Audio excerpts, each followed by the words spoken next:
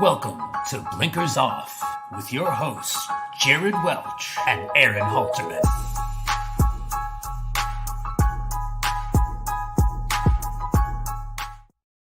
What is up? I'm Jared Welch. He's Aaron Halterman. It is Thursday, November 9th, and this is Blinkers Off. What's up, man?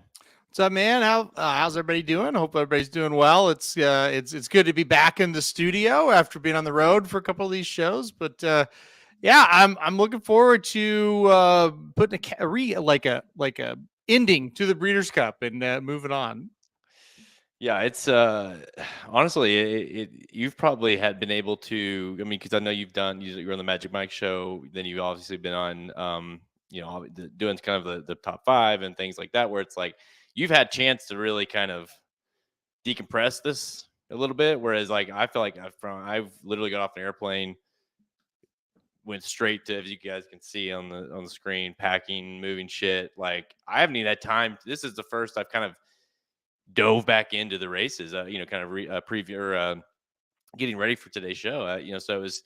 I've had a time to just kind of decompress, and now I'm back into it and realizing how good of a day, especially Saturday, we saw. The racing was unbelievable.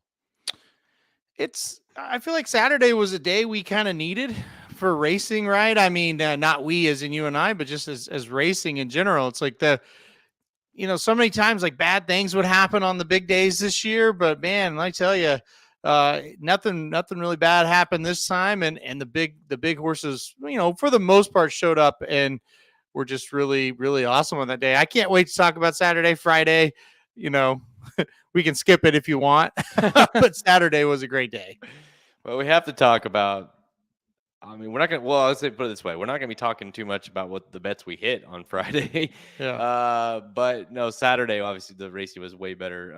But interesting results on Friday too, capped off by, two of them, I guess. Tamara not running well and Fierceness running like Justified. It's like, what the hell was that? So we'll get into that in a second. Listen, I guess we can talk about. I mean, do you think did we clear up anything because we talked a ton about this? It seemed like, by the way, great weekend as far as non-racing, but like being with Ryan and being with Shoddy and Samich and all the people we got to meet. If you appreciate it, it was awesome to see some of our good friends, Dr. Tang, all the guys. But just being at the Airbnb and shooting the shit. I mean, it is a John White shit. I mean, I had to spend the first Saturday night with John. It's a blur, but when you get back, you're like, oh wow, that was a good time, because we're so busy. But we talked a lot about horse of the year throughout the weekend. I felt like, and before the races, after the races, like what would happen if this happened? What would now that we've had the dust settle and seemingly no horses, I don't think, right, are going to run again, as far as that would have implications towards the horse of the year. Has it cleared up the picture at all for you? I don't think there's any doubt Cody's Wish will be the horse of the year. Like I don't even think it's a debate. I think the story and the Cody passing away, not Cody's Wish, but the Cody Dorman, the human. I just feel like it's a lock. Now, if that story isn't attached to it, maybe there's a lot more debate, but I think Cody's Wish will win horse of the year. I don't know how many people vote in it, but I bet he gets like 80% of the first place votes. I don't see, it's a year where you can debate so many different things. These are human beings that are voting on the award. I think Cody's Wish is like a lock for horse of the year. I don't think it'll be close. I mean, I think I would have still, I think I still put him number one, but I mean, I think I still would have done it had, even with Cody, with Cody, his namesake, passing away.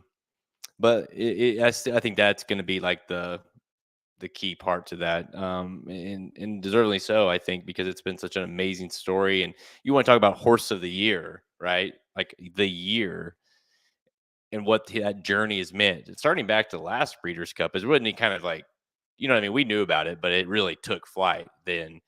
Gosh, I mean, what a 12 months it's been for I mean, if you all the people we know that aren't in racing, other than, the terrible aspects of racing over the last 12 months, if you've talked to somebody out of those people, it's always about Cody's Wish. Oh, absolutely. Yeah. I mean, it is just such a big story. And, he backs it up. I know it's not like the greatest Breeders' Cup win ever, but he didn't do anything to make you think, well, he lost it. Like if he loses to National Treasure, then obviously not. And, the other side of it is, yeah, he did lose to White Abarrio without any doubt, but he also beat White Abarrio during the season too. So, end of the day, I just feel like he did enough on the track to earn it. And then, with the situation off the track, and again, it's not a year where we have a Triple Crown winner or something like that, where it's like, no, you just can't give it to him. We didn't have that. It's like White Abarrio was great for 2 races, but it was just 2 races. Before August, he wasn't really that good. And up to the mark, had a great season, but he didn't win at the Breeders' Cup. And he's a turf horse. And so, Lee Power, great season. He's a sprinter. So it was very kind of sitting there being debated about. And then after all this happened, it's like, yeah, it's just Cody's wish. It's his year. I don't really think there's any reason to get upset about it one way or the other. It was his year. It worked out, and he deserves the award. Here's the thing, and you kind of mentioned it, and I don't think it gets talked about enough, is like, because everyone likes to go to, and I mean, I understand, right? But everyone likes to go to, well, when they faced each other, White Abarrio killed him. And you're like, well, do you remember the race before that? And I get it. Like the Whitney is a classic type race, but the Met Mile, I would argue, is more a prestigious race than the Whitney. And he killed him. Like, I mean, White Barrio ran well, but Cody's Wish was incredible that race. And so maybe however you want to look at it, you still got to look at it like, hey, he did beat him too, right? It's not as clear as like, well, when they faced each other in the Whitney, he got killed. White Abarrio undoubtedly had the best second half of the year, right? Oh, There's sure. no way you can argue that. I mean, he was unbelievable, but for an overall picture, I still have to give the nod. I'm with you. I think it's Cody's Wish. Honestly, if I was voting, my finalist would be Cody's Wish, White Abarrio. And the third one gets tricky, but even though he lost, I thought Up to the Mark ran such a good race in the Breeders' Cup and would be deserving. I mean, he got second to a literally a world-class type horse who got the dream trip. I think he's deservingly of the finalists. He had a huge year. Up to the Mark's the best United States horse in the country, period. There's no debate. I'll say that right now. He's not going to win Horse of the Year. He's the best horse that we have. He's the only horse that all season long took on not only the best horses in this country and waxed them, but the best horses overseas and beat all but one. And he probably lost to one of the top 4 horses in the world at the Breeders' Cup, but he was a very close second, right? He beat a Breeders' Cup winner at a distance that really isn't even his best last time out at Keeneland. And then Master Seas goes on to win at the Breeders' Cup. He beat one of the best European horses that had ran in the United States so far in June back at the Belmont on Belmont Day. Up to the Mark's the best horse we have. I really believe that, but he's a turf horse. For whatever reason, he wasn't even really getting that much credit before, the big race here. I mean, he beat the number 3 ranked horse in the world easily and Mustadaf, right? And then with August Rodin, he just wasn't quite good enough to go get him, but he was right there with him. I mean, again, he's not going to win it, and I'm not saying I'd even vote for him, but to me, it's like, hey, who's the best horse in the United States right now? Up to the Mark would be my answer. Isn't it funny that we talked a lot about this on our, leading up? It's like, this is a horse that we're told, can't even walk. And not only did he prove us wrong and beat a Breeders' Cup winner. Okay. Yep. He beat a Breeders' Cup winner in Master of the Seas, the race prior, off the layoff. And then he damn near won the turf against a elite Aidan O'Brien horse. And this horse was, may not even make a race in the last 2 races. So that just goes to show you what that means sometimes, because the way he ran those races after kind of that in her head was just totally different, night and day. I mean, it was incredible. And he's, like I said, he is the one that every single time it just felt like, man, he is facing the big time horses. Like, you think about Elite Power, he just kind of stood out over the division. If you want to go like the classic route, and you think about White Abarrio, great 2 races, but the competition, it was as good as it could possibly be, but his division was just kind of weak. And really, the turf division was too. But the difference was the Europeans kept coming over here in races he was in, and he just kept beating them. And he beat most of them in the turf, except for for one. So he got second. So yeah, he had an incredible year. Lee Power also had an incredible year as well. And I definitely think for 2 races, White Abarrio was that horse. But it's hard to. Those 2 races just I don't think are going to be enough to get him the horse of the year. He really needed one more, I think, and I think he would still be the horse of the year. He needed one more. He needed, like I've seen some comments about kind of what he should have won or what he didn't win. If he got 8th in the Pegasus, right? That's a good example. Like if he wins the Pegasus and then goes on and does that the rest of the year, what he did, yeah. Or say he wins the Met Mile. Obviously, if he wins the Met Mile, he's got that locked up. I would argue, by the way, that the Met Mile, I said it carries more weight, but from a stallion like making race and I think the Met Mile is way more important than winning the Whitney. I think the Met Mile and the Whitney, you could argue one way or the other. I think they mean about the same. The Classic means much more than both of them. Correct. And he did get that one. But yeah, the Met Mile, the Whitney, it's 6 in one hand, half dozen in the other. It depends on who you ask. It depends on what's important. They're both prestigious races that have been run for 100 years. Don't quote me on that. I have no idea if they've both been run for 100 years, but they've both been run for a long time. They're both really, really important. Sounds like they're going to run them. The White Abarrio, that is. They're going to run them back. Maybe the Pegasus or the Saudi. Yeah, no Pegasus. They're going to the Saudi. No Pegasus. And the Saudi, that obviously it goes in line with the gaps, right, that he continues to have, and he runs well. He ran incredible. We'll get to that race here in a second, but there was really, no point of that race where you felt like he was going to lose, and he, that's saying something for a race like the Classic. So, I mean, I don't want to shit on him. He deserves horse of the year most years, but this year I just don't think, I don't think he's going to get it. No, I don't, and I think he deserves it, but I don't think he's going to. I mean, there's no think he's not going to get it, but does he deserve it? I mean, he won the biggest race in this country. He did it pretty easily.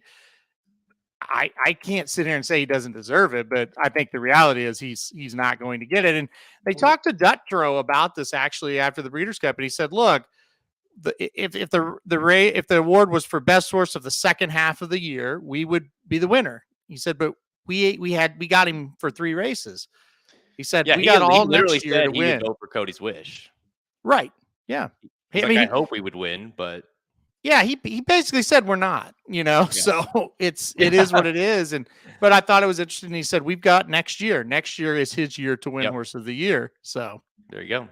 Yeah. Which, say what you want about him. That's awesome. Right. That you have a trainer that wins a race like that. And he's saying, no, I'm going to keep running them and hopefully can, lock up horse of the year and earn it, right? And earn horse of the year. Because that's just the other thing too, is like, even as good as Cody's Wish is, and all 3 of these contenders, if we're talking about up to the mark, or if you want to throw in Elite Power, if you want to throw in Idiomatic, whatever it is, like it's a bit of solid, that's a solid group, but it's not like it's not been one of those years where it's just insane, right? Where it's just, so it's like, yeah, that's great, but you go and win, Saudi, you go and win the Whitney, and you go and win, all these big races next year. If you're White Abarrio, then yeah, boom, and lock it up. Who exactly is going to beat him? That's the other I mean, everything can change, but there's nobody out there that should beat White Abarrio if they could keep him to where he's at right now. But I mean, that's just it. You just don't know. Horses fade in and out, right? I mean, I remember when Life Was Good, beat Nick's Go. I'm like, man, I don't think he's going to lose this year, and he did. So a couple times. So you just never know. It's not like White Abarrio has been a lead all his life, So no, you never know when maybe the reality sets back in with this kind of horse. No, yeah, you never know. But right now they've got him in just great form, and he ran 2 huge races in a row. I mean, there's like I said, we'll talk about him though when we do the race. I'll tell you what though. I mean, just from I'm not like a huge horse flesh guy. I could tell you when one looks good or whatever, but he looks like a different horse than he used to look. And I get that he's older, right? But he just looks like a different horse than the first of the year. He looks like he weighs like 200 more pounds. I mean, again, we'll talk about it more, but obviously I had him picked on top, had him bet. I was standing on the rail when they were going towards the gate. I looked at Magic, said they're not beating that horse. And he looks unfreaking believable. Like he did. He looked so good. And Magic said he's been doing, like he's been showing himself all week how good he's looked leading up to this. I said I hadn't seen him for a long time. Well, since the Whitney. And I, like said, that was one of those days where I just wasn't paying any attention after they had a breakdown and I didn't really care, but I hadn't seen him since then for a long time. And man, he looks like a different horse. I mean, they've done great work with him. And I mean, I was very confident. Let's put it that way. All right, guys, let's stop wasting time here. Let's get into the recap of the 40th Annual Breeders' Cup World Championships from Santa Anita. What were some of the best and worst performances? What betting mistakes, what betting wins did we have in the 2 days? We'll have plenty of those back and forth. And in the Horse of the Year honors, I think we both agree that Cody's Wish, we'll probably take those home. We're going to answer all those questions and more. If you got more questions as we go, hit us up. We're going to try to do this as like a review of the races, but also a review of how we bet the races and kind of what we would have done differently, what we liked, and maybe it helps you guys as well as we go through each of the 14 races. Let's go. Yeah, it was you and I were in different spots for the Classic, and so we kind of talked about it afterwards, and it was like, I had Ushba on top, and you had White Barrio. Whenever I was kind of right at the beginning of the first turn, and they got to me. Ushba's in last, and White Barrio is perfect, right? And I looked over at I think I was with Ryan. I looked over at Ryan. I was like, dude, they're not beating White Barrio there. Like, he looks perfect, and he did. Well, especially when you saw the fractions, it was like he's just gonna eat them up. Yep. Yeah. I mean, you were talking about Ushba, and I was like, dude, I never saw him. I'll have to go watch. I have no idea where he was, because if you bet on White Barrio, well, then you're never going to see those horses behind him because they never were close to him. I knew the trip that the two horses in front of him was getting. That was it. Yeah, I mean, watching it back, it just looked like with Ushba. I mean, if you watch it, like, I think he ran a pretty good race after, say, this maybe the second half of the race, but he also passed, I think, some tired horses. But you never imagine, at least I didn't. I wouldn't have bet him if I thought he was going to be in last place. I think he just kind of got left from the gate a little bit, and then he just kind of kept getting squeezed back further and further. And next thing you know, he's in last. So it's a tough, tough move to make. I think Magic, he had that documented about how he was really struggling with the gates over here. The gates are a little bit more narrow, and maybe that was the problem, because he didn't really get pinched as much as he just didn't get out of there very quick. Yeah, it wasn't. I mean, that's it too. It wasn't like it was. I mean, we've seen worse breaks for sure from a horse, but it just didn't feel like he got out moving real quick. And by the time he did, it was, like I said, it's a long stretch, and he just kept getting shuffled back. And next thing you know, he's in last. And like I said, I think he would end up finishing fifth. So it wasn't like a terrible effort after the fact, but it was one of those things. After I saw he was in last, and then I started watching White Barrio, it was like, oh. Wow, he did get up for fifth. I had no idea. I didn't even know. I didn't hear his name again. So, all right, let's get into start with Friday's racing. So this can go fast, this part. So let's bring it up here.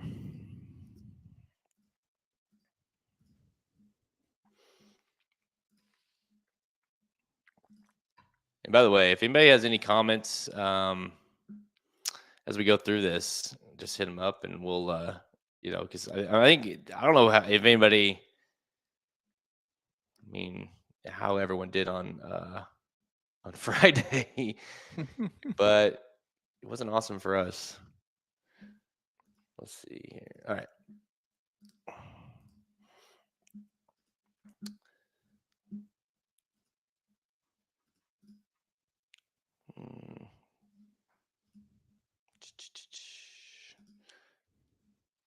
Are you guys doing, what time is the show later? Is that at 5? Yes. Yeah. Okay. All right, the 40th annual Breeders' Cup World Championships are in the books. We're going to take a look at each race one by one here, from starting with Friday, the Breeders' Cup Future Stars Friday card, and not only just talk about the results, but also talk about how the bets fared. If you followed along with the Breeders' Cup betting Bible, you obviously had a good 2 days overall. It was a great Saturday. Friday, you and I kind of spun our wheels a little bit. I broke even. I think maybe like $30 or something. Kind of tough Friday, but we kind of knew that going in. Neither one of us bet. I think I bet like 115. You may bet 110 or somewhere in those ballpark. I mean, we knew kind of going in, like, this is a tougher day of racing, as it usually is. We'll start with the first Breeders' Cup race, which is race 5. And this right here, I mean, it's talk about starting off with the bang. This was the Breeders' Cup Juvenile Turf Sprint. And man, dude, Big Evs was awesome. I mean, you talk about speed. These guys went 20.71 and 43.65. He's not on the lead. He's right off the lead. And then just keeps going. Cooked Crimson Advocate, keeps going. This horse was unbelievable, man. They just collapsed except for him. Yep. And I, tried to take a little shot against him for this reason exactly. I thought, okay, this pace is going to be a lot different than what he's been facing. I really like him. I think, his resume looks best. I think he's ran the best races, but I just think this pace is going to cause him a lot of trouble. It caused a lot of horses trouble in this race, like it should have. Didn't cause him. He just kept going. This was, we're going to talk on Saturday, some races that's like, it's exactly how I drew it up is how it happened. This is one of them where exactly what I drew up in my head happened, but the horse was just too damn good and would not give it up. So you just tip your hat to this big horse here. He was awesome. The cavalry charge, as Brad Cox said in the Distaff, but I'll use it for this one. The cavalry charge was coming, but they couldn't get to this horse because he just wasn't stopping. It was, yeah. I mean, it was incredible. I mean, the way you could tell whenever they turned for home, because not only they just were cooked. That you look at the second place, Valiant Force came from way out of it. Starless came from way out of it. Those horses just collapsed or came into a collapsed pace. No Name Mets actually went off the favorite, finished, ran a pretty good race, really finished 4th. But man, Big Evs, you talk about starting off the day strong. So I started off with a $20 win bet on Big Evs, and that was one of those horses that I went into it not expecting to pick. I really liked Crimson Advocate quite a bit there, but the more I watched the replays, the more I looked at him. I was like, oh man, this guy, he's pretty damn good. And plus, I got 3-1 on him, which is awesome. Shout out to to Colson and my Magic's little boy who celebrated the 3-1 we got on Big Evs. It was pretty funny, but Big Evs was a huge start or a big start for me. Wish I would have bet more, right? But that's the thing too. Like if you would have saw the first half of that race, you would have thought, oh no. For me, for having Big Evs or Crimson Advocate, if you bet, you're like, oh shit, we're in trouble here. But I thought your horse, Committee of One or any really the select of those horses that like to come out of it, setting up perfect, like for a collapse, like we saw, was it last year or the year before? But it just didn't happen. So, yep, I thought this was going to be perfect setup, and it was perfect setup. It's just that horse just didn't stop. So you just tip your hat when that happens. What a performance! All right, let's go to the next one, race 6, which was the Juvenile Fillies. This was you and I's both, and I think probably 90% of people's most likely winner on the Friday card, number 7, Tamara. Not a lot of excuses here in the race. Now, I guess she did come out with a chip, a bone chip of some sorts, and she's going to be fine, but maybe that had something to do with it, obviously, or maybe it happened to, in somewhere in the race, but just really set the, just did nothing that you would have expected or did nothing unexpected, and she just had absolutely nothing left when she hit the top of the stretch. Yeah, it's funny what bothers you as a handicapper and what doesn't, and we'll get into what bothered me this weekend. And this one, you on the surface you think, boy, you got to be really upset about that one. That was the horse you really thought would run really well. This didn't bother me for a second because she got out to the lead. She was in a really good spot. She was just cruising around there. she didn't run a step after that. What are you supposed to do, right? I mean, I thought everything was going really well for her in this spot. I thought, yeah, she's gonna run her race, and we'll just see if she's good enough. Sometimes they are, sometimes they're not, like we talk about. But then it's just like that's it. So it's like when you look at it and go, okay, well, she didn't fire, she never had a shot. You just move on to the next, and I don't know. I mean, she was just awful. There's nothing. I mean, even if you were against her, there's no way like you thought she was going to be that bad. No. I mean, if you thought she was going to lose, it's like she runs her race and then some like, whether whoever it is, Candy gets up and beats her, or just FYI, who obviously won at 7-1. But those are things that you could come up with. By the way, just FYI, gets to 12 posts, which is a kind of a reason. Yeah, I would have picked Mare anyways, but why I was probably I used that against her quite a bit. And man, talk about not that shut down real quick as far as the post position went, and she got in a good position, set right off of Tamara for most of that race. And then when the running started, she just cruised right by her. And Candy ran okay coming from out of it a little bit. Jody's Pride ran really well. But man, just FYI, that was a really good performance. I'm not sure what we take from that race just in general. I mean, because it's like you said, like tomorrow's better than that, right? Bright work beat tomorrow, and I don't know what you really do with this race other than, like you said, just like, well, she didn't run very well, had an issue, and we'll see what happens, next year. Yep, you hit it right on the head. Just move on. I mean, it was just not a very good race, and like I said, well, I'll express some anger in some other ones, but this was just like, I mean, what can you do? I mean, I thought around the first turn on the backstretch, I thought, okay, she's in a perfect spot here. I mean, I didn't really think she'd be on the lead, but I think she's in a real good spot. I mean, I wouldn't trade positions with anybody. So, all right, let's go to race number 7. This is the Juvenile Fillies Turf. Dude, this one bothered me just because I went into it kind of like my first look at the race, back even like pre-entries, with Hard to Justify as my pick, because I really liked that horse. I liked her at Saratoga, and I just kept talking myself out of her, and obviously just kept going down the list, and goes off at 9-1, wins, looks pretty impressive, really. But more than anything, I kind of felt like this was one of those races that just we kind of knew, I guess, kind of going in, but it just was a ugh race, really. Yeah, I mean, this was the start of me getting kind of pissed off because I had Carla's Way, and boy, what a trip! Like perfect, and everything was going well. She was tracking just fine. Tipped out top of the stretch. I thought, all right, Carla's Way is going to run a big one, and she just was awful, just flattened out and was veering off to the right. And I thought, oh, this is how today's going to go. Okay, all right.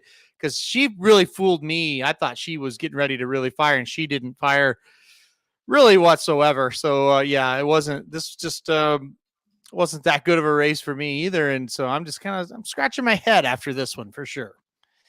By the way, it was a good day for Justify, right? We had some Justify babies winning, Justify, and then of course Hard to Justify here was the Justify on full display. It was kind of cool to see, but yeah, this one was, I had Buchu, whatever, that horse, and again, it kind of a very similar kind of response to what they ran. I think mine finished like 6th or 7th or something like that.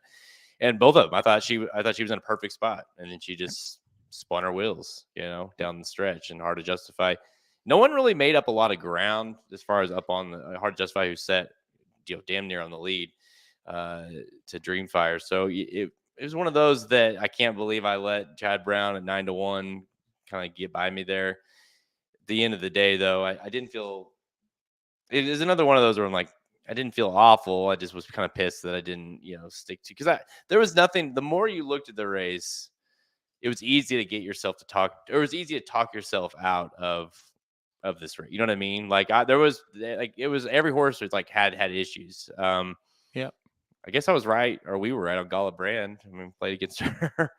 Yeah, but no, it was one of the. I didn't take a lot out of this race.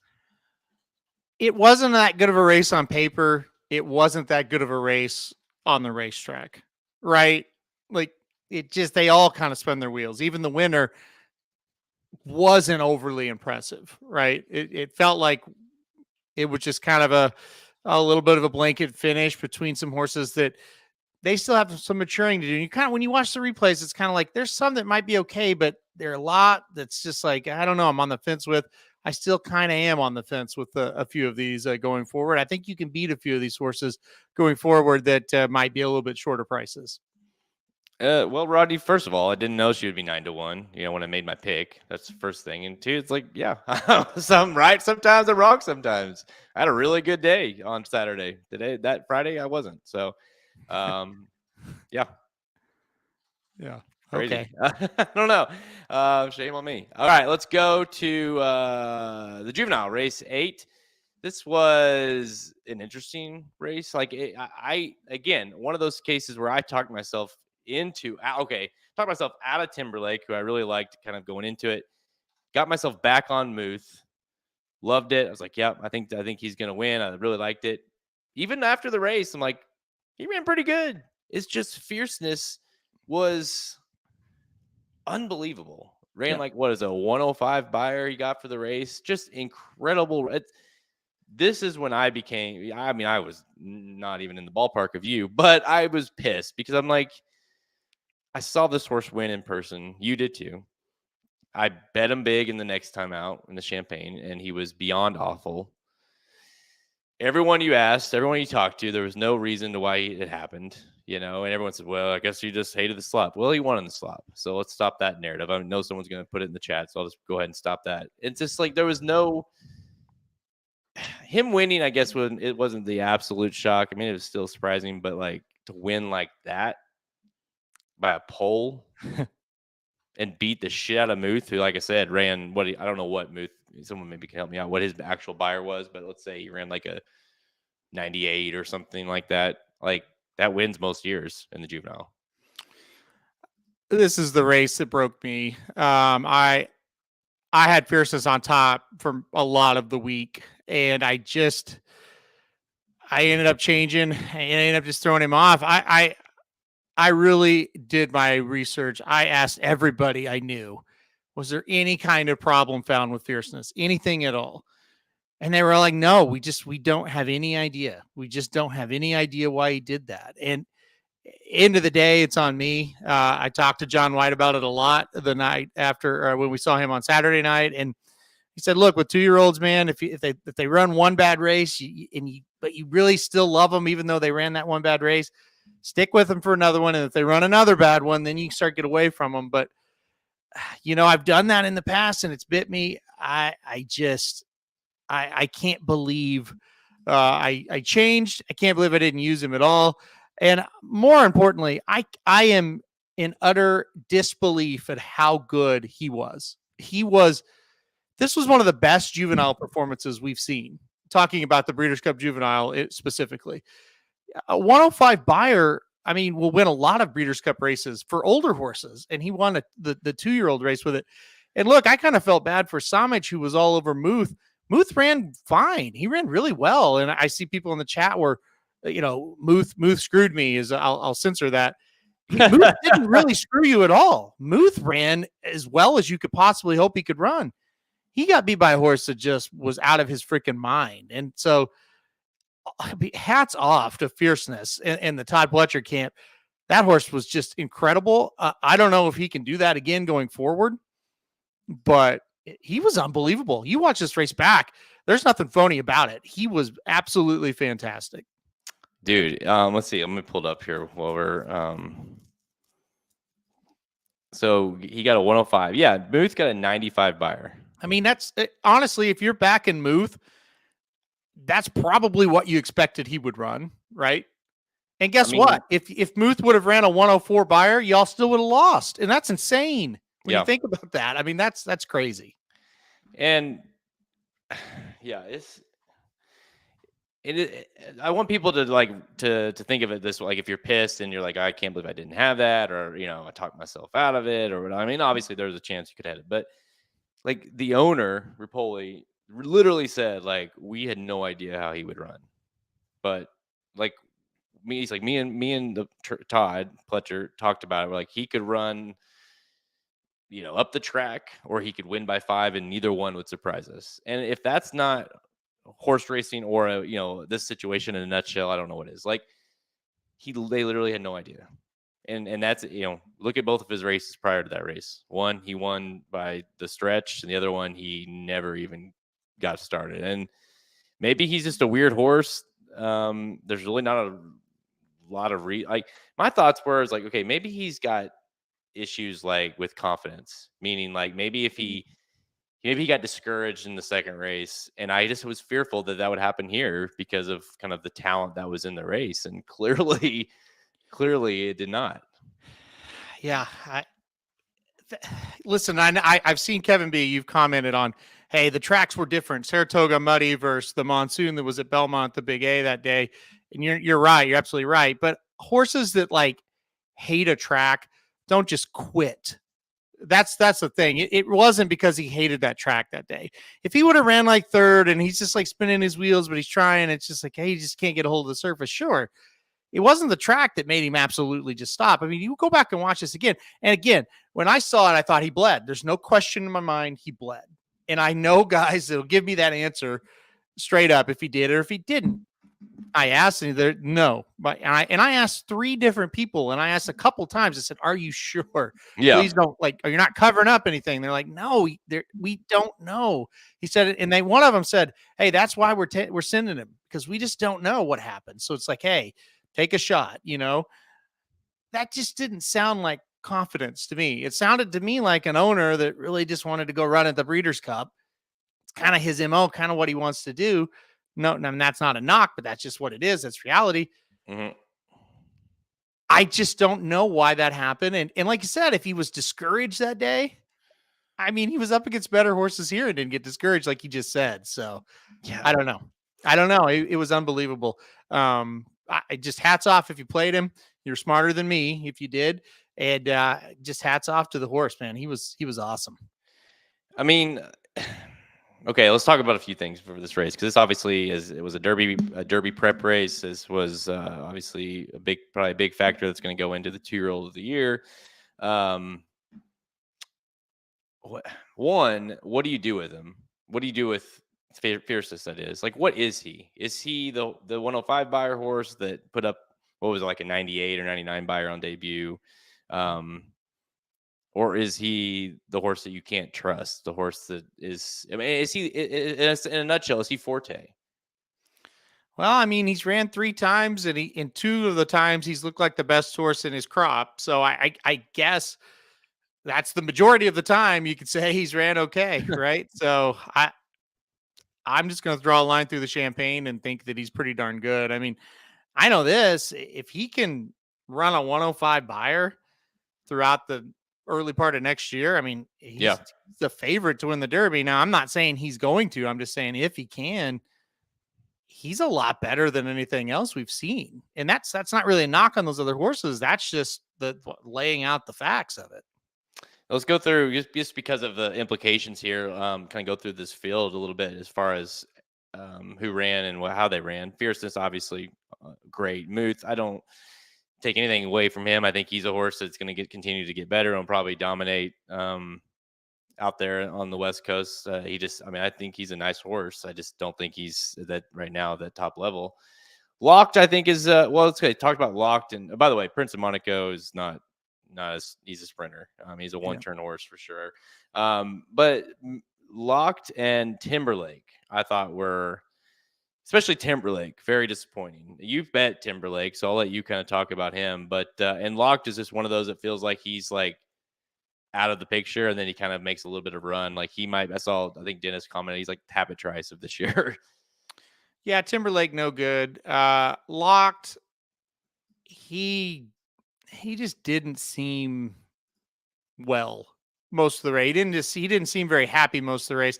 Once Locke kind of got running, he ran okay, but yeah, but he doesn't ever. He's not one of those performances where you're like, oh man, next time. Or he's just kind of like, yeah, he's not bad. He's just what it is. We've been through it with these 2-year-olds, and then they turn 3-year-old on the dirt when they close like that.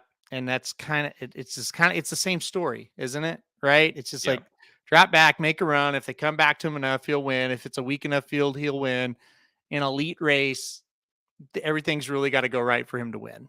He's not going to catch horses that are still running down the lane very often when he drops that far back. Now, if he can show a little bit more of a tactical, positioning in races as a 3-year-old and mature, he's got a shot because he does have talent. But that running style, it's always going to put you up against it.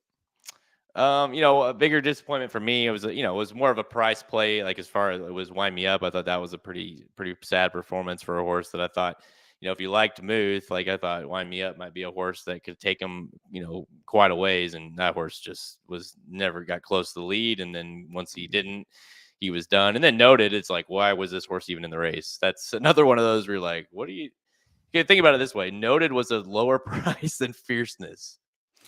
And it's the same barn. So it's like, what does that tell you? Well, I wonder why. Look at the jockey situation. Yeah. That was the other thing. And that was the last straw. Irad jumps off this horse to ride Noted. I mean, yeah. And I know like we were like told, oh no, they didn't jump off. Like they No, that's BS. Yeah. You can have a chance to have Irad on your horse. You're getting Irad. Yeah, exactly. And yeah, that was, to me, it was wild. I'm with you. By the way, we've kind of skimmed over it probably because we didn't hit anything. But since the first race where I did hit Big Evs, you missed it. Yeah. We both swung and whiffed on Tamara. You had 50 to win on her. I had a straight exact to her over Candied. We both had small win bets in the 7th, and then here in the 8th, you had a win bet on Timberlake. Obviously, that did not hit. I tried to get creative and play a 10, a Muth over 3-8 general partner, and Wind Me Up to try to juice it up. Obviously, Muth didn't win, or those horses even sniffed the board. So we were kind of swinging and missing after that first race. We go to race 9 here, which kind of, well, it's interesting. You and I both scratched into the winner here. It was the Juvenile Turf.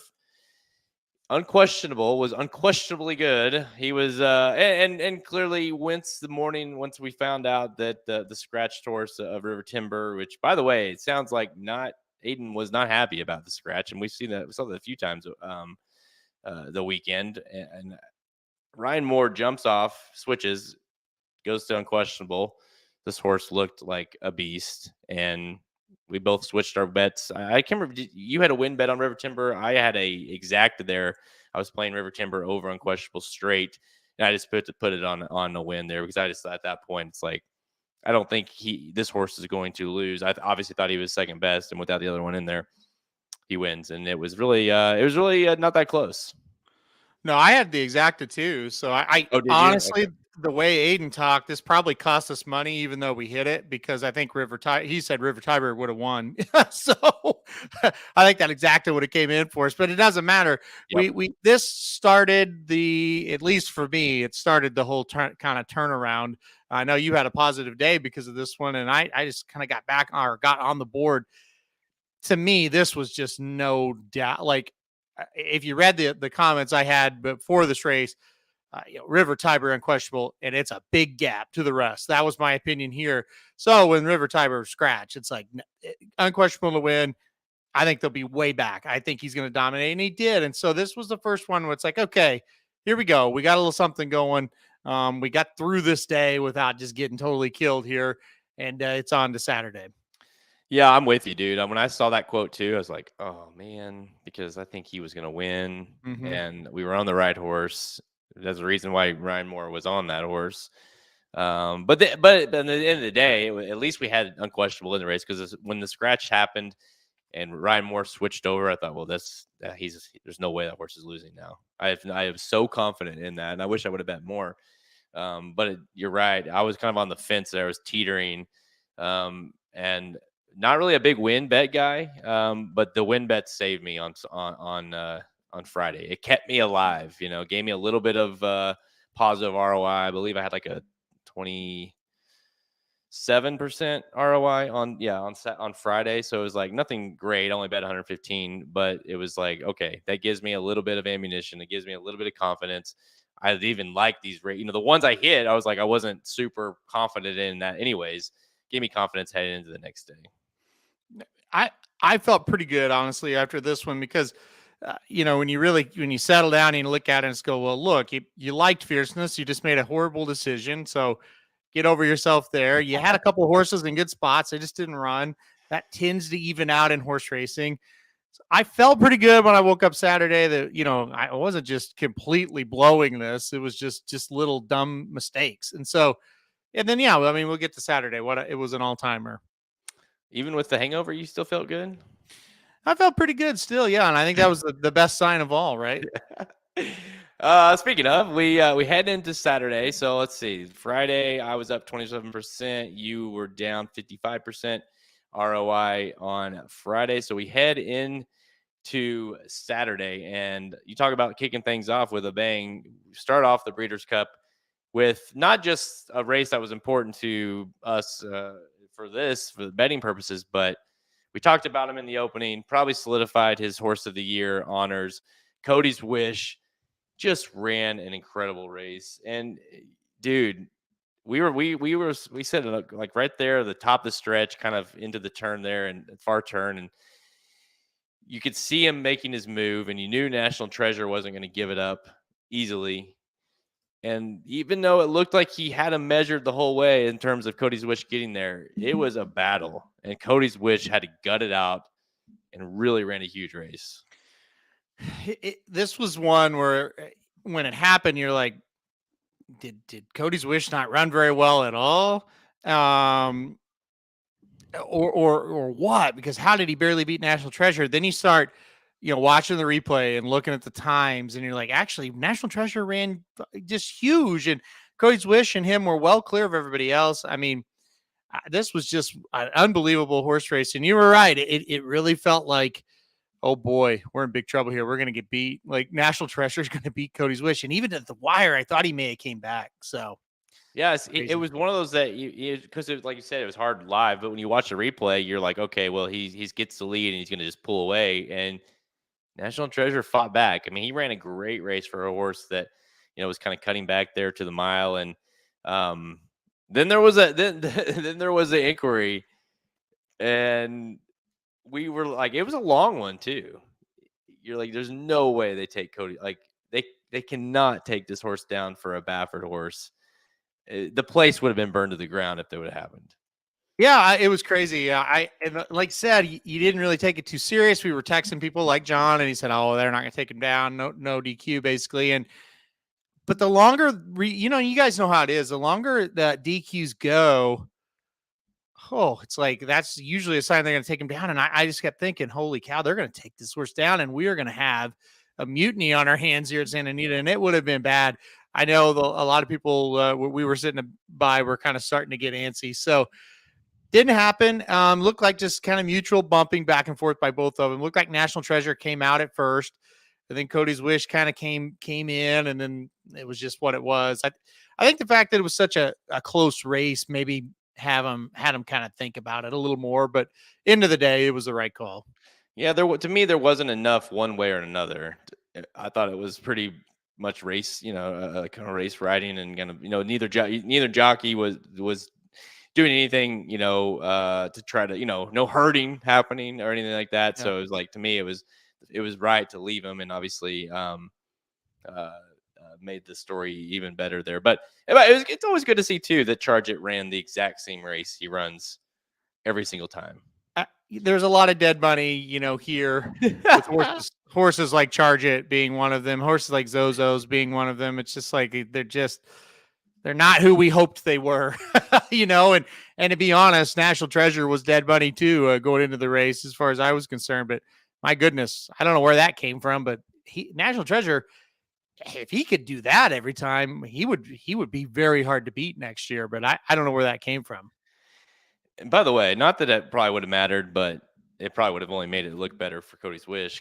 But I don't know the decision that Flo made there was like, why is Zozos not on the lead? I don't know. It seemed crazy to me. If you backed Zozos, I know so much like Zozos. Like, I don't know that it made a difference ultimately, but saying like kind of like earlier when I said, like, if I would have said, if you'd have told me Ush was in last, I'm not betting him. Well, if you told me Zozos is, in fifth, fourth, like, you're not betting him, right? The only reason you're picking that horse is you think he's going to try to go gate to wire. So I interesting move there. I literally have no idea how you can't put Zozos on the lead. If you read that racing form, that is there for you to go get the lead. And maybe it doesn't work out that way because maybe you and Natty T like knock heads and it's a big problem. But before the race, you read the racing form, Zozos has to go, period. And you gotta think Brad's like he knows Cody's in the race. He's got to say if there's only you have to assume he's telling Flo the only way we're winning this is that we're going, right? Because he knows Zozos isn't any good. But how does a horse that isn't very good win a race when they have early speed? They steal it on the front end. So just go do that. He said it before the Classic. I don't know if you heard it over, like they were interviewing him, like, and they're talking about Saudi, and he's like, "Well, there's no secret. We're going. We're going to try to go." And it's like, yeah, he knows that the horse probably can't win, but the way we do win is you say, like, you steal it. Like, you're not going to sit off of the pace and be like, "Oh, Zozos, that's the pace. That's the race we wanted with him." But no. Okay, so you hit that one because you were cheering for Cody's Wish, right? Yeah, bet, and you cashed. I kicked off a pick 3 there. I played a straight, almost a straight, cold pick 3 with Cody's Wish. I played the 2 Euros in this next leg, and then I singled Goodnight Olive in the next one, which obviously cashed. So this was a good kind of start to the this really hot start for me. Let's go to race number 4, which was easily kind of the best, the biggest bet if you add in Halterman and I together, the biggest cash out you had in the Bible. This was the Juvenile or Filly and Mare Turf. And really, it's one of those races that it went all like you expected, even though the finish did, right? The result was a little bit more nerve-wracking, but in Spiral, I mean, I really loved this horse going in. I thought Warm Heart was clearly the second best of the race. I didn't get, anything creative. I just thought those were the 2 best. I played a cold exacta there in Spiral 6/2. And the key of this race, Halterman, and why we got almost 15-1 on that exacta, which is insane to me. Yep. Is because In Italian was in the race. In Italian took so much money of that exacta, whether you had her on top, whether you had her in second. But that money on In Italian is what made that payout kind of happen for us. Yep, absolutely. And I definitely, my opinion on it, and I know yours as well, because we have very similar bets here. If In Italian can't beat Gina Romantica, and if In Italian can't beat White Beam, that's who she lost to in the last 2 races. She's not holding off in Spiral and Warm Heart. It's just not going to happen. And it wasn't so much I dislike In Italian, or I think she's trash, or things like that. It's just these other horses were just better than she was. And so, look, I was watching Warm Heart, and I could tell she was on the inside. She was going to get through. She was in a great spot. And so about mid stretch, it's okay. Warm Heart's there. Where the hell is in Spiral? And I look, and it's like, she's still like in behind. She's kind of struggling. She tips out, and this was the best performance other than maybe August Rodin. But I mean, when it's Spiral tips out and gets going, I'm watching it. I'm going, okay, I have a box 2-6. I'm perfect. There's no way she's not getting second, but getting to Warm Heart is going to be really hard. And who got the Augusta Rodin trip, like perfect trip. She got the perfect trip, save all the ground, absolutely perfect. No way she should lose the race. Oh shit! Here is probably the best horse to run at the freaking Breeders' Cup. In Spiral's last 50, 100 yards of this thing, God, I mean, if you haven't watched it, unfreaking believable run by her. So I was just super impressed by in Spiral. I mean, this was just an absolutely unbelievable last 50, 100 yards and to beat a horse that is a really nice horse that got a really nice trip. Just, you're right, man. It just, once you saw her, and she obviously, the jockey is good, silks that are very easy to follow. And so once you saw her tip out, you're like, okay, here she comes. And like you said, I was thinking the same thing. Can she get there? Will she get there? And man, she just ate up the ground. And we have Magic. By the way, if Shotty was doing a lot of our like social media and reels and stuff. So if you saw some of those videos, I mean, Shotty, you can tell them it's on I think it's on TikTok and maybe on our Instagram. But she, and that was the thing too. Like you never knew when she was filming, so I didn't know she was filming this. But you watch the recap. She's behind me. I don't know. I think this is the way we all were. There was no sound other than Magic with the binoculars going. He's 2-6, 2-6, 2-6, 2-6, 6-2. That basically is how it went. And we're silent. I'm silent. I don't move until the wire. And then I got, obviously we were just jumping up and down. We were so pumped because that was a huge day maker bet for us, for me. That Exacta paid. I cannot believe that Exacta paid that big. That Exacta paid $345 profit. $345 for that Exacta. It was just, and then of course I'm live to Goodnight Olive in the pick 3, which cash, which wasn't a huge play, but still just an unbelievable performance. In Spiral was in Spiral, even though Cody's Wish happened, in Spiral for me was like, okay, this is going to be a day. This is going to be a day. This got us. I mean, you were ahead, but and I was behind, and this got us both in the black, and it got us both to where like, well, we don't have to do anything else the rest of the day, and at least we're not going to have a horrible Breeders' Cup now. Like that's what one race at the Breeders' Cup can do when you press an opinion like that, and it comes in. Now, fortunately for both of us, we still had really good days after this as well, but this kind of was the 2 races that really kicked off, and this was the first 2 races where you kind of looked at, man, the stars really showed up. And that's always a lot of fun when you're ready to see this. Like I'm so jacked to see in Spiral and Warm Heart, and they fired with those big races. Well, it just goes to show you too, like it's the Breeders' Cup. We talk about it every year, I feel like, but I mean, this was an opinion that wasn't hard to get to. I mean, so it's not like we reinvented the wheel here by saying I hit this Exacta. Yeah. Paid 15-1, it's all you got to do is have an opinion and press that opinion, or, just have belief in what that opinion is. And when you hit him, it's a day maker, Yep. It's a Breeders' Cup maker. It was a huge day. And obviously that was a huge part of that. So let's go to the next one here. Race number 5, by the way, kind of like in Italian, it was unfortunate. Like she definitely is, like she just isn't the same horse. I mean, and we've seen that the last couple, but this one was pretty clear. Yep. Let's go to race number 5. This was the Filly and Mare Sprint. Not a huge surprise here. Goodnight Olive. You and I know you loved her on Saturday. This was your most likely winner of the card. She proved you very right because, man, she was good. I thought she ran maybe the best race of her career, really. It was just it was a no doubter. It was kind of like Elite Power later in the card. It was never a doubt. Like she just ate them up. It was a really nice performance.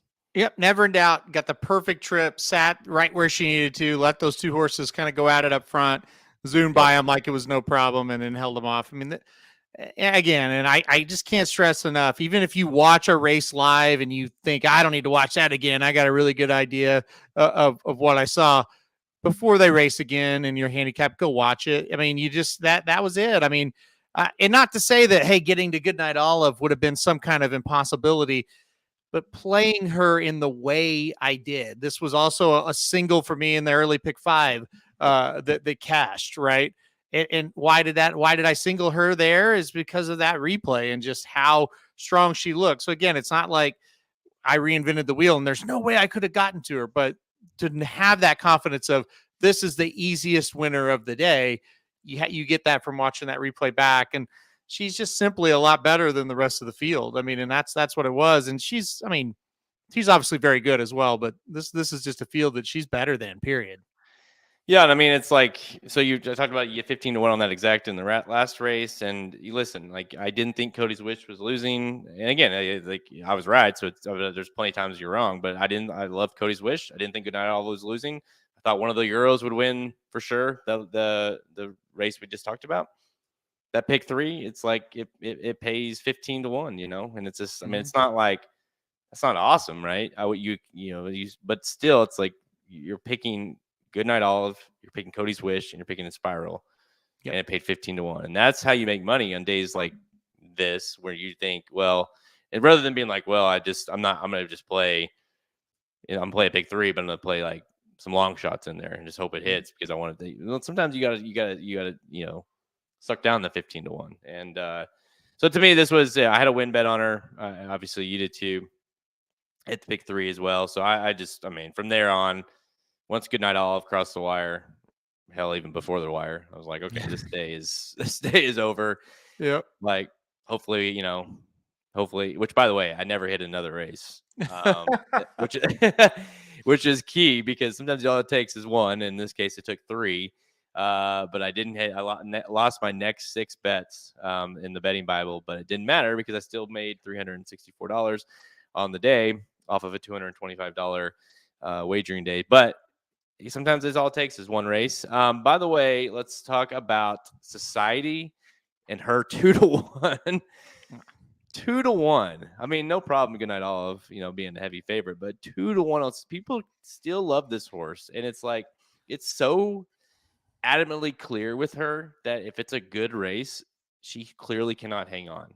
Yeah.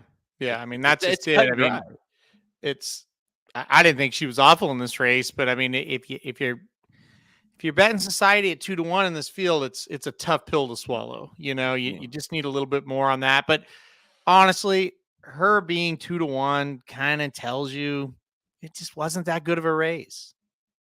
Yeah. Like, who else were they going to bet? I guess is kind of what I'm saying here. I didn't think she was awful, but she's not that type. No, that's fair because really, what are you? I mean, Matarea. I mean, I would have rather bet Matarea at 7-1 versus 2-1 on Society. I know that, but she really, was bad. She was really bad. She was bad. That was not. I mean, not expected at all. But all right, let's go to race number 6. This was This is when you knew, okay, not only is this going to be a good day, but we are seeing some freaking stars run today. We are seeing them show out. This is the Breeders' Cup Mile, and the favorite went off a song line from Japan, and I backed her. I had her as my most likely winner of the day, and didn't run awful, just kind of spun her wheels late in the race and didn't really make up the ground. But Master of the Seas, Maj, the Godolphin Blue, Exacta, Casa Creed runs up there for 3rd. But I didn't think Master of the Seas was ever going to get there. Maj ran her ass off, and it was just an unbelievable finish. I mean, this was one of the best finishes of the day. Yeah, Maj was incredible and just could not hold off Master of the Seas. I mean, this what a race this was, man. And I backed Songline, so did you. And I just thought, man, I thought she was in a good spot. Then she started to spin her wheels. It's like, okay, well, who's going to win this thing? And I thought Maj for the longest time. I thought Maj even when they hit the wire. And like I said, boy, all credit goes to Master of the Seas way out there from that 14 post to be able to come in there and win was just. I mean, it was just an awesome finish. And even though this is one of the bets that didn't hit, I didn't really care all that much because it's like, man, that was a great race. Yeah. I mean, and by the way, that Exacta pays 20-1, 1990. 20-1. I mean, it's like you pick 2 Godolphin horses, Yeah. It's not rocket science, but 20-1.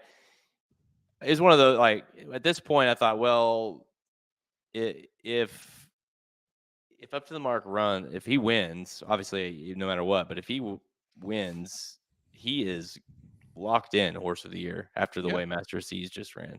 Yep. Because I mean that's a huge weight. Obviously beating a Breeders' Cup winner.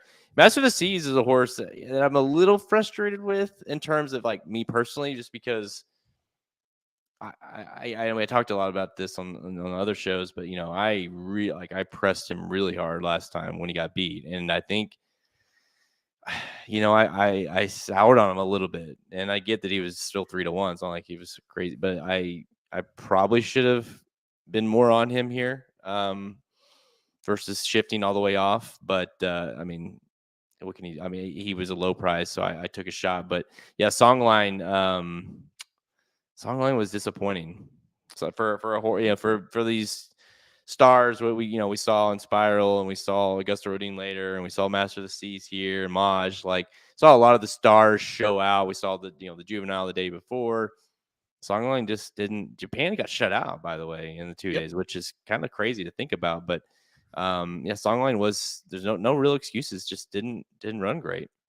No, didn't pick up her feet too much. And then, you know what, towards the end, she started to a little bit. So I don't know. Maybe she just didn't handle it all that well. But like I said, man, Master of the Seas for me, the 14 hole was kind of the last straw. Like I thought, third or fourth. I was with you. I didn't think he would be quite good enough.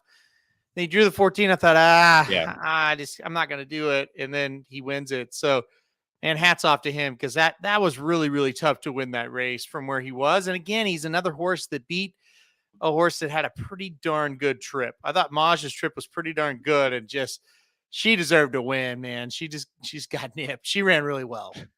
That's one of those that Godolphin's like doesn't matter, right? Yep. We're not worried about the photo because we won it, but Gina Romantic too. Shout out to her. Finished fourth. A horse that's obviously found her calling a little bit. She's kind of turned it around these last few races, and nothing to be ashamed about that finish.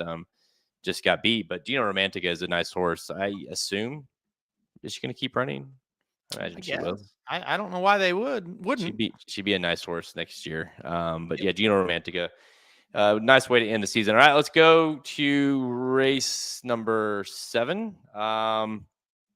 This was the Distaff, and I don't know if you wrote it in here. Yeah, this is the race I probably care the least about. Yeah. And not that's fair. Like, this is just, it wasn't an exciting race kind of going into it, and it kind of turned out to be that way. Idiomatic, once again, I mean, she wins. I mean, this has been, I don't know. To me, can't quite figure her out. Like, I mean, I get it. She's winning races and she's had a hell of a year. But it just feels like every time, like, you have this thing in your head, like, well, if there would have been like a horse, anybody, something, yeah, like they would have won. You look, and it never happens. It doesn't materialize. Even Clairiere, okay, this is it. Like, Clairiere's in the race. This race has a ton of speed. It's got pace. Who's your filly? Randomized, idiomatic. Like, they're gonna go. And what does Clairiere do? She does Clairiere things, right? She goes way out of it for the start, and she kind of makes a move and weaves in and out, and then just doesn't have anything left. And so typical Clairiere. And Idiomatic, just like we talked about, like, she begged for anybody to pass her, and no one did. Yeah, sometimes you watch a race and you go, oh man, that speed horse just was fighting, man. He just held him off. And sometimes you watch and you go, well, she was begging for somebody to get by her and they just wouldn't do it. That's what it was. I mean, they just simply could not get to her. They could not get past her. And gosh, Clairiere, I thought she had a real good shot, and she just kind of started spinning her wheels. Leda Vita is a horse I really liked. And I thought she had every shot to get there and couldn't do it either. I said it when they drew the race and we were on the show. I said, this is the race. This is the popcorn race. I'll probably not watch it. I'll just go do things I need to do, before the big one actually gets here. And that's what it was. It just wasn't like, all credit to Idiomatic to hold on, but this was just not a very good race. And look, I don't care about buyers, but when a Breeders' Cup winner on Saturday gets a 95 buyer and wins, I mean, it just shows you this level, or this race was not like all the other races we watched on Saturday. That's why I'm like, everyone, like, Idiomatic deserves to be in a finalist for Horse of the Year. And I'm just like, no, she doesn't actually. I'm just not. I haven't been impressed with any. I mean, it's hard. It's one of those things I feel bad even saying, because she's done almost nothing but win. But it's just, this has been a terrible division all year, and it's proven to be that. I think she's the best of a bad bunch. So yeah, I'm not in that belief there. By the way, I saw too, shoddy wet paint. Yeah, she was bad. She was really bad. She is bad. She is bad, but did you think she would run second to last? I mean, with the pace, I thought she would pick up some pieces.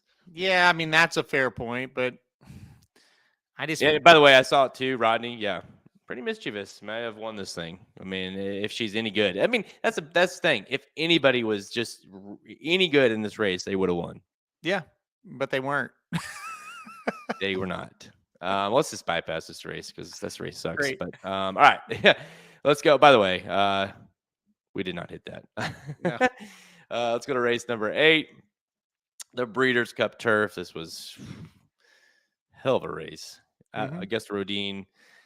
It was really, for us, it kind of similar to the race, the mile earlier, where it's like, okay, or not the mile, the Philly mares, where it's like, which one of the Euros do you want? Is it Augusta Rodin? Is it Distaff? Is it Warm Heart or Inspiral? We chose poorly on this one. You and I both like Distaff. The other option was Augusta Rodin, obviously, and went off the favorite.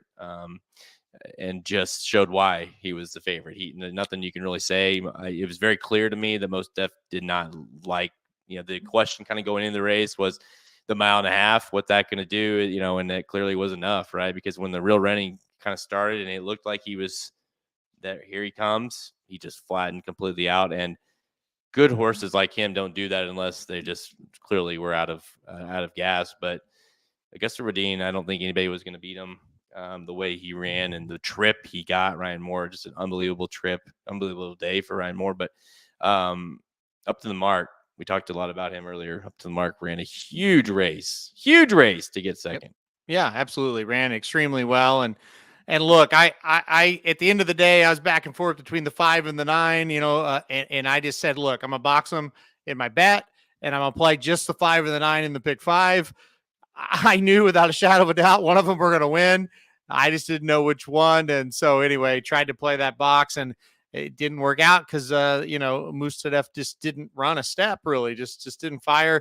But August Rodin did. Holy cow, did he? I mean, he got a great trip, and just the way he starts to lengthen that stride when he makes his move in the stretch is really something incredible. So I thought the 5 was just, he probably was the best horse that ran all day. I thought he was fantastic. Like I said, didn't hit the bet, but at least was smart enough to just go too deep and get through this race in the pick 5. Yeah, and I want to be very clear, Rodney, too, is like for anybody that it's like, he got an awesome trip, but he also was a superior horse. Like it wasn't like, the trip, he didn't trip out by any means. This was one of those that you don't even get mad about picking. If you pick, I had 9-5 straight. I was like, well, shit, man. I would have been wrong even if Distaff probably would have ran his race, because I didn't think that horse ran. Yep. I was right earlier. I was very right, and I was wrong on this one when it comes to trying to pick those Europeans, and that's what happens here. Yeah, he was just awesome. He was just awesome, and again, it's like, I think a lot of it for me is you realize you've been in this long enough to know when you see a really great performance, and that's just kind of what we saw from the top 2 horses, really. And it's just like, yeah, I wish it would have came in 5-9, but it didn't. And it's like, it's whatever, because man, that was really something. So, and again, it was just a horse he's got to be top 3, 4, 5 in the world. He really, he's that good. Yeah, his 3-year-old, and they kind of talked about after the race that they're planning on, at least initially planning, they're going to talk it through, but that hopefully we'll see him, this race next year, and we'll, obviously what comes up between now and then, we'll see. But you imagine he'll be running all the big ones overseas. But yeah, they did mention that they'd like to come back with him, as especially being. I mentioned on other shows prior, it's like it's tough to have a 3-year-old win this race, and you have to be really, really good, and obviously he is. So, yep. Trying to think, Warlike Goddess wasn't just clearly kind of what we probably thought, just wasn't good enough. King of Steel was a little bit disappointing, I thought. In here, Gold Phoenix ran okay for definitely outran his odds, and the Japanese horse Shahir ran third at a big price at 25-1. But that horse ran pretty damn big. The Japanese horse in here, yeah. I was gonna say that I think that might be the most the best Japanese horse, right? Oh, well, never mind. Yeah. Never mind. We'll talk about him next. Second best. How about that? All right. Speaking of, good segue into the Classic. This was race number 9, the Breeders' Cup Classic. We've already kind of alluded to this. I think you know what happens, but Wyatt Barrio rolls here at as your 2-5, 2-1 favorite. 2.6 is actually what he paid. Derma Sotogaki, the other Japanese horse, ran huge, dude. Off the forever layoff, finished second at 26-1. Proxy. Anybody have that try? Anybody have the White Barrio Derma Proxy try? That he was 17-1. That try, by the way, for 50 cents, paid $450. So $900 try if you had that one. Arabian Night set the fractions. Kind of did what we thought, right? Maybe ran a little less. Like you would have thought he would have held on more, maybe. Just went too fast. You know, held like I still think he's a really good horse. Just think he had a lot asked of him in this race, and the fractions didn't do him any favors. Yeah, I think with Arabian Night, he is just like good, not great. And I think that's kind of what everybody is here, except, maybe the winner's turning into something a little bit more with White Barrio. Look, I mean, this is exactly how I had it drawn up in my head. And like I said, sometimes that works out and sometimes it looks awful once it gets to the actual race. But around the first turn, White Barrio's stalking the pace there, sitting right in that pocket, just a perfect spot. And I think his Magic and Shoddy was by me. I said, there's no way he's losing if he fires. He's just in a perfect spot. And, the horses in front of him are seem like they're kind of working, and White Barrio, he is just gliding over that surface. Top of the stretch, Magic is absolutely going insane, saying we're going to see something special. We're going to see something great. And boy, I thought we were too. I thought we were going to see a 12-length win at the top of the stretch. He was just poised to put on an absolute show. He got a little tired the last eighth of a mile, talking about White Barrio. I thought he kind of slowed it down a little bit, and that did allow Derma Sotogate to, not really scare you, but kind of give you a little bit of it's a run for your money a little bit, but it never really was too big of a worry. So I do think the last eighth, he did slow down a little bit, but boy, when he hit that top of the stretch, he looked absolutely loaded, and he was loaded enough to get it done. So I was super happy with this one. To pick the winner of the Classic is always good for the website. And look, it was weird, right? Because last year you go into the Classic and it's like you're so confident Flightline's going to win, you're not even hardly worried about it. I kind of felt like that 2 years ago with Nick's Go. I didn't really expect to have that feeling this year, yet I did. It's so weird. And I've been on record here, hey, if you get the Classic right this year, you're going to feel like you got away with one a little bit. And I do kind of feel like that because it was one of those races where you definitely could go a lot of different ways. But I don't know, the last week and a half leading up to this race, I was pretty confident White Barrio would win. I didn't think about playing anybody else really once it came down to crunch time. Yeah, this one for me was a little frustrating just because I'd kind of gotten myself talked into that I thought only two horses could win. That was Ushba and White Barrio. And that's kind of how I played the exacta there, 3-8 over 3-8, 11, 12. And so I wasn't like shocked or like even felt wrong, frankly, that White Barrio won. It was more like I was pissed that like one of those horses couldn't hold on for,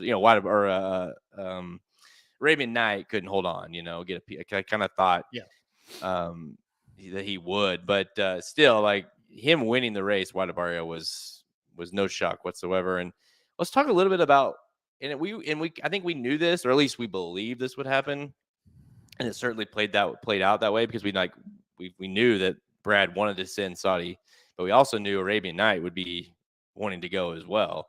And that's what happened. And that really did a number on Arabian Night with Saudi Crown pressed on him on the outside. Now it looks maybe on paper that like, okay, Arabian Night had that clear lead, but Saudi Crown made him work for every bit of that first half of that race.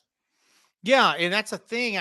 It felt like that wasn't going to be the case until it was, right? And so yeah. I do think Saudi Crown really messed up any chance Arabian Night had.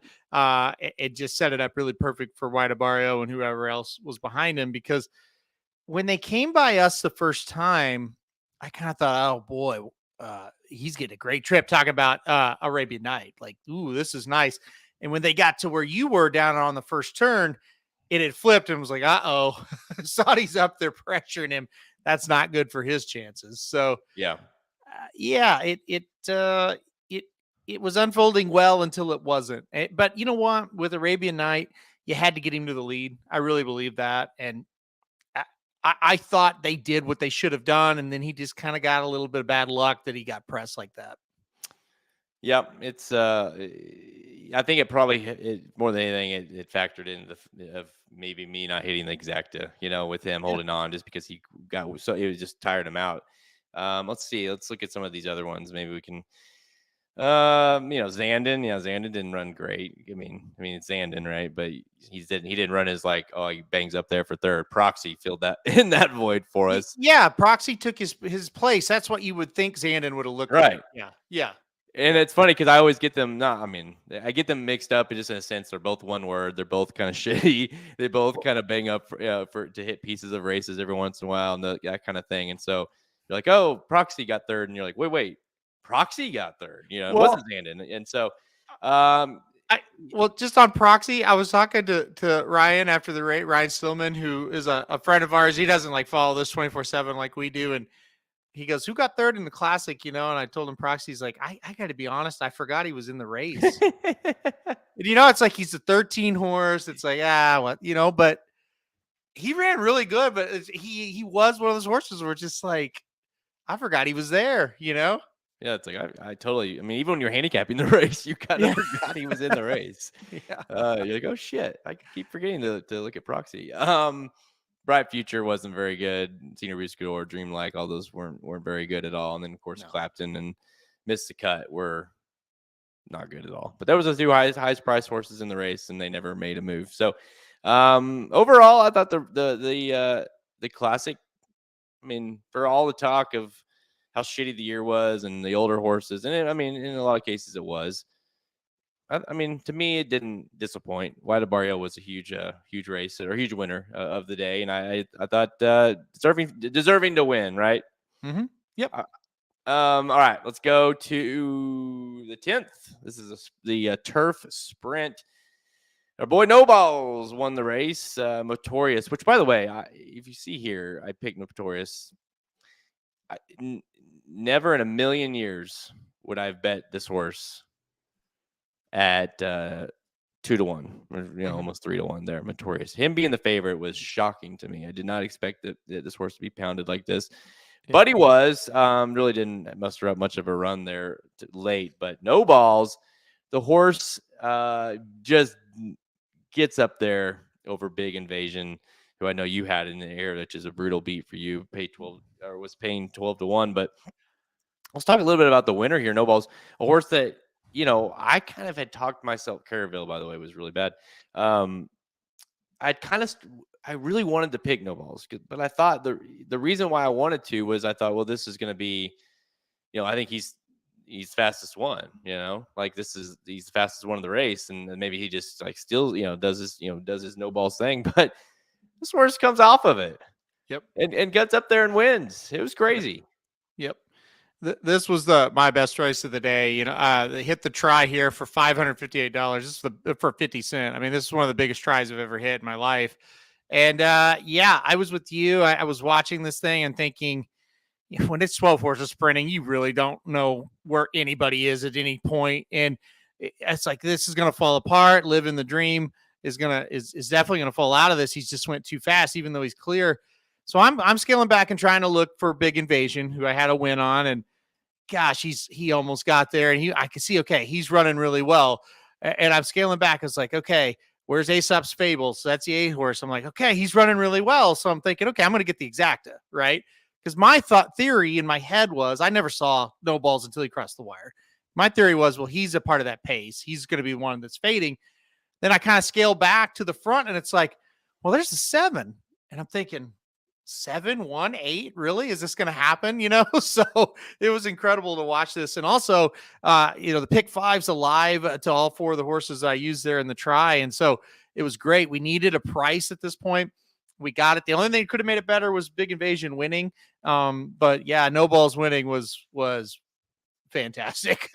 I loved it. Both of them were 12-1, No Balls and Big Invasion. So it's just like for the pick 5, it worked. And thankfully, Aesop's Fable gets up for third and makes that thing go. So this was a race I never could have predicted would have been that much fun for me, dude. And I was just looking up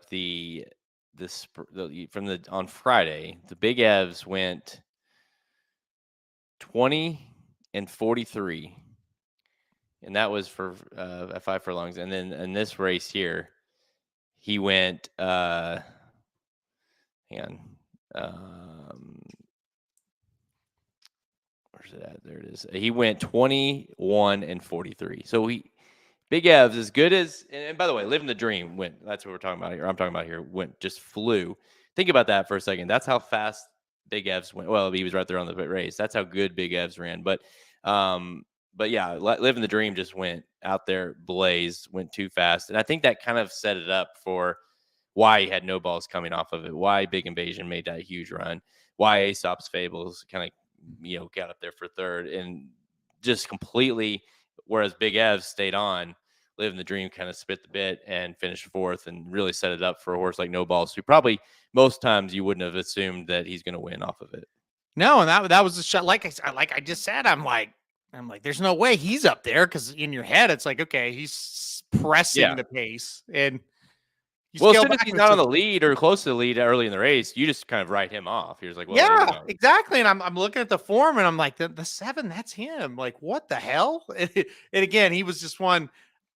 Like I said, when there's 12 horses sprinting on the turf, and you're live and at the track, and you're not watching the TV, you're watching the track, you have no idea where most of the horses are. You're trying to keep track of who you bet on, basically, and that's it. And again, that's just, thank God he did it, man. Well, I guess not, because the one would have been good as well. But anyway, it doesn't matter.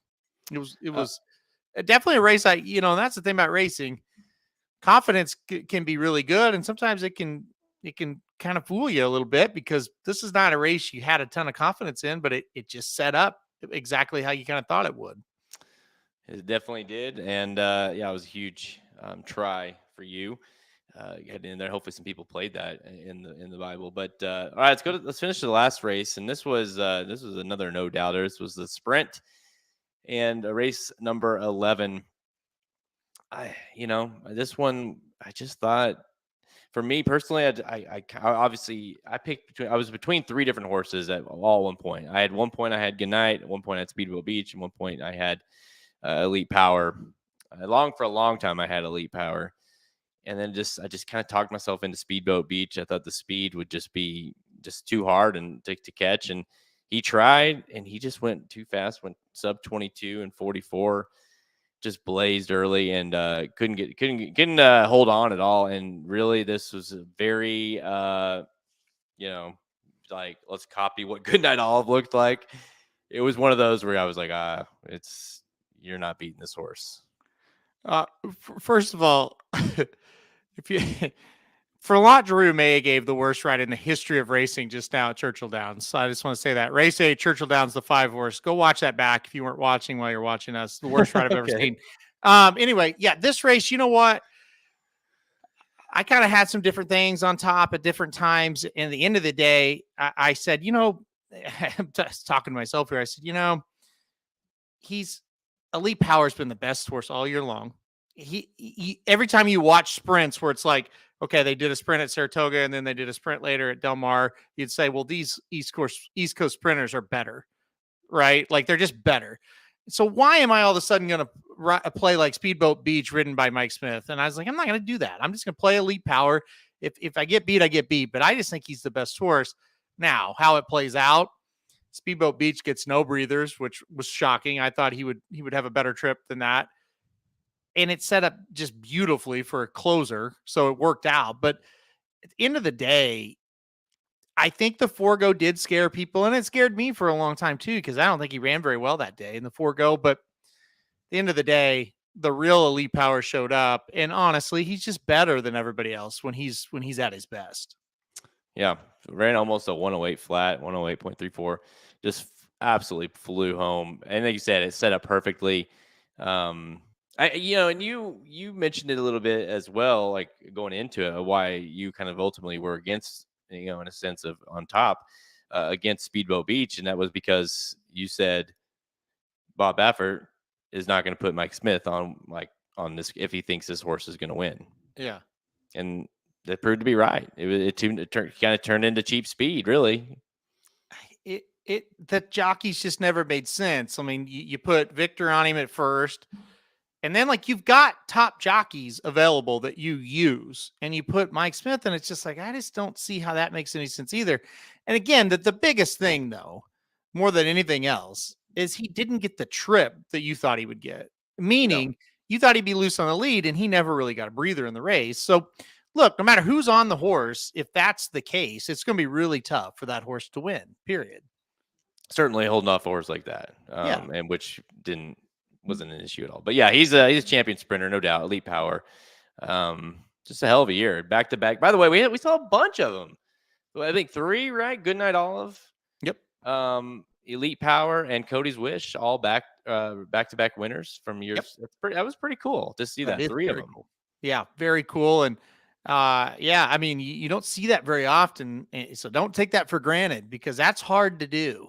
Even though it happened 3 times this year, that is not something that happens all that often. So, yeah, man, Bill Mott, what a Breeders' Cup. He won with three Breeders' Cup races. So hats off to him. And Bill Mott just won the race at Churchill Downs, but he didn't win it as much as Florent Giroux lost it. But anyway. All right, I cannot wait to watch this. So. It's an all-timer. I mean, it's perfect. It's perfect too, since we've already shit on him enough on this show today. So it's perfect, right on cue. I was shocked how bad. You're at this point. Are you shocked or no? Well, no, but I mean, wow. Okay, so to kind of recap for the 2 days. Okay, so Saturday betting alone, you had an 88% ROI. You had $190 wagered. You profited $168. And then I had $225 wagered, $364 profit for 162% ROI. So just mine alone, I profited about $400 for the Breeders' Cup for the 2 days. You profited a little over $100. So you're talking $500 cashed if you tailed Halterman and I in the Breeders' Cup Bible this year. Yeah, and that's just the bankroll. The pick fives totaled about, I think it was $1,500 profit for the whole 2 days if you did those, because we hit the pick 5, we hit the pick 4, the late and the early on Saturday. So yeah, I mean, if you played all those and you played the bankroll, you're up about two grand from this one. So I'm really proud of this one. It's always nice when they kind of unfold it, how at least in some way how you think they're going to on paper or in your head, and when they actually run them at the track. This was relieving for me, because after the Derby was a disaster, but I killed the Preakness, I killed it in the Belmont, and since then it's been rough. And this is the style I play. It's very hit or miss, and it's been very miss. And so it was really good to see, for me personally, to feel kind of like when I hit that exacta, I was like, oh, okay, thank goodness, I'm off the skis here. I got back on the board. So it was good to get, and obviously, I had a lot of people tailing us, I know, and it felt good to have her, to get some winners home. And it was nice too from a team's perspective. I started off red hot, couldn't miss a race, and you kind of ended the thing by hitting a few there in a row, including that huge trifecta in the turf sprint. So all in all, I felt like we double teamed that one pretty good.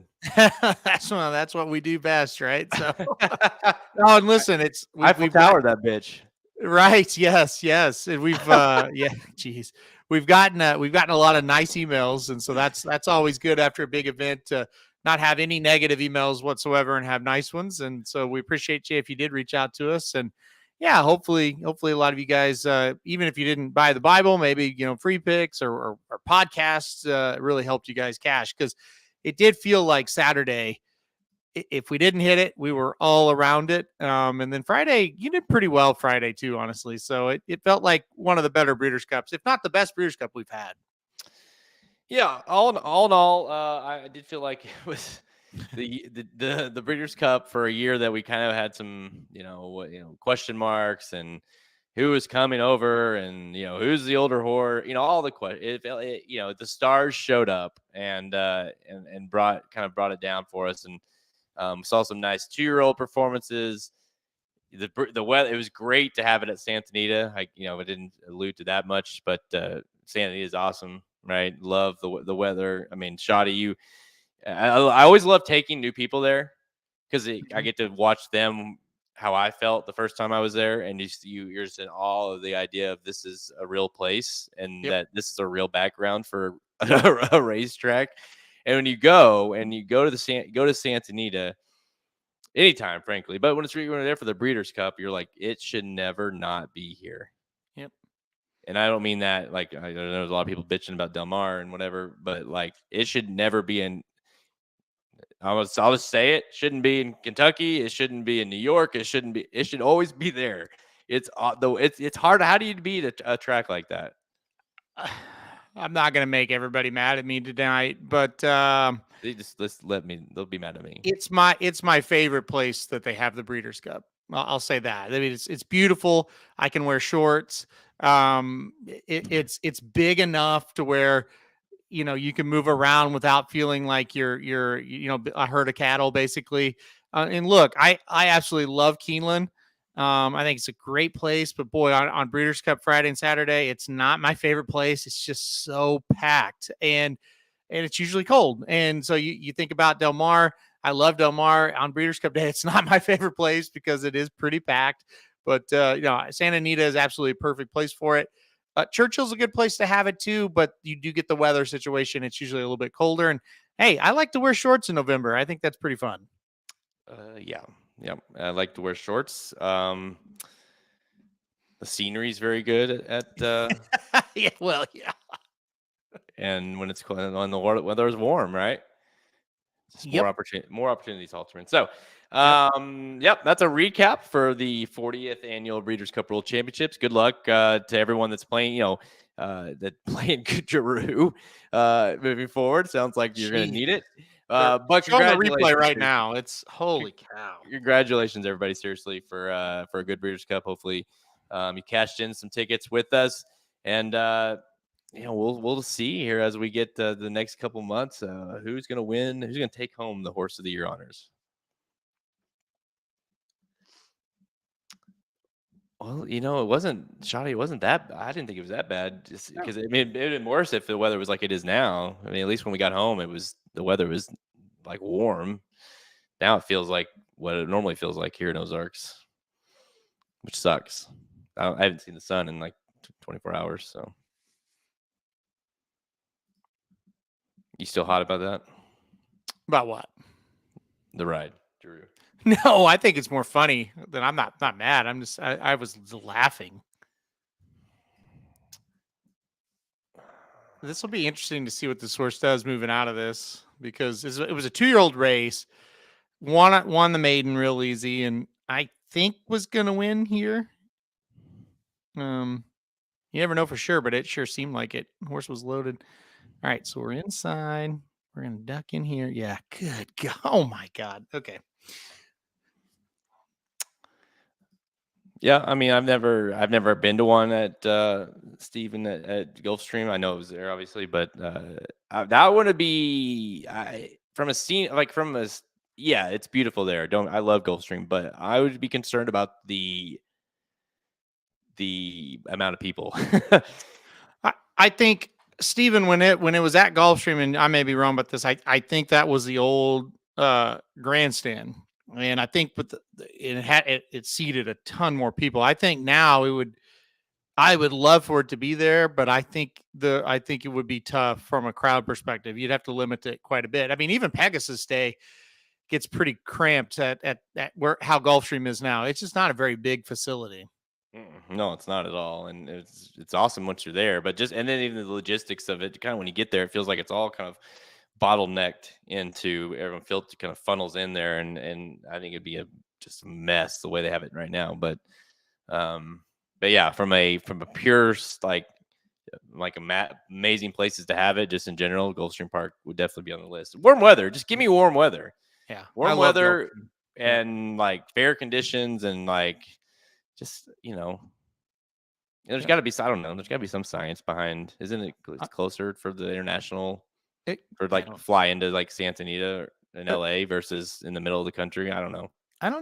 And I could see, to Steven's point, he said he loved it when it was there.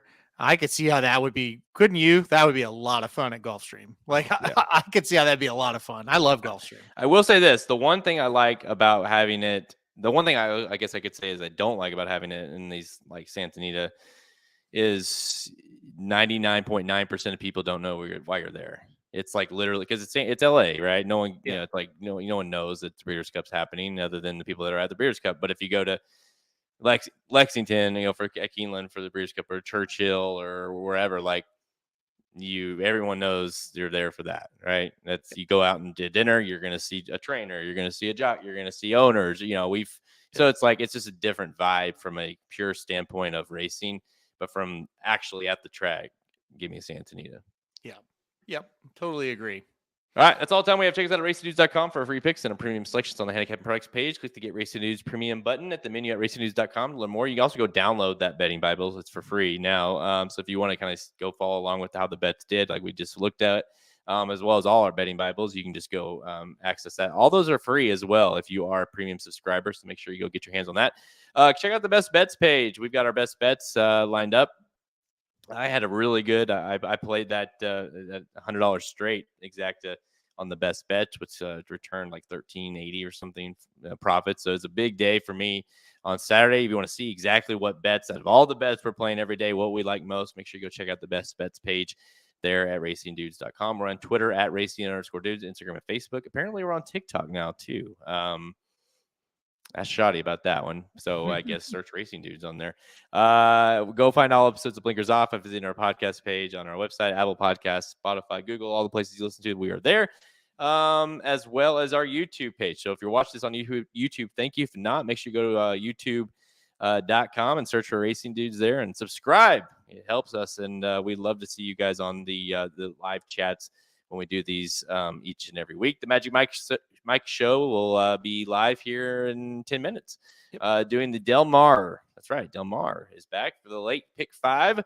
So if you want to stay tuned for some real handicapping, get back to handicapping, though the dudes will fill you in with that. Also go check out the Magic Mike show from earlier this week. Halterman attended that one and with the team, and they kind of get their thoughts as well of the Breeders' Cup action. So if you want to just binge watch, go check out all the episodes. And right after that, right? What time is Dudes Who Bet?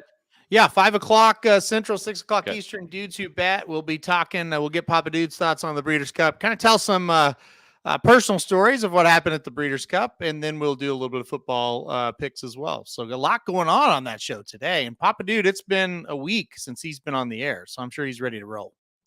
Was that Shoddy? Who was that? That wasn't Arabian Nights owner, was it? That we saw on the. I think he just had a hat on. I don't think that was an owner. I don't know. That's not the owner. I mean, I know the owner. I didn't see anybody. But on our awesome little shuttle that we were driving in, there was a guy on the way back to the flight. There was a dude wearing an Arabian Night owner hat. I would be shocked if that was an owner of any horse. They should not have been in that where we were at if that was an owner. Maybe it was, but there's no way. There's no way it was Arabian Nights owner, but it may have been a owner of somebody for sure. I mean, my guess is it was because isn't Arabian Night owned by Zidane Racing? He's not flying a Legionnaire. I know that for sure. That wasn't Zidane. That wasn't whatever. No. I've seen him. Yeah. My guess is I don't know if a groom would be the right. I don't know. The guy was talking. He had a horse farm or something. So. Well, I could guarantee you, or I can verify at least, because I did look at that guy closely because I was like, I saw the hat, right? And I was like, that's not the owner. So I don't know. Nope. Don't know. But hey, it looked cool, and Shoddy thought she saw an owner. So there's that. All right, guys. Final thoughts, Halterman. Oh, it was a great Breeders' Cup. I was just super excited after the thing was over. It was a good 2 days for sure, and it's on to Kentucky Derby season. Yep. We're gonna. Oh, by the way, Soft First Mission is gonna run in the Clark. As they're talking about the current 3-year-olds, right? So we'll have the Malibu coming up too, for the 3-year-olds, and then you go right into the Kentucky Derby, and and all the fantasy draft coming Yep. up, right? And it just never ends. The cycle Never ends. continues. So, Nope. all right, guys. Thanks everybody for tuning in. I'm Jared Welch. He's Aaron Halterman. Congratulations to everyone that cashed in the Breeders' Cup. We'll see you next time. Good luck this weekend. Thank you for listening to another episode of Blinkers Off. Join our horse racing community at racingdudes.com and follow us on Twitter at racing_dudes. Want to make money betting horses? Bet with the Racing Dudes.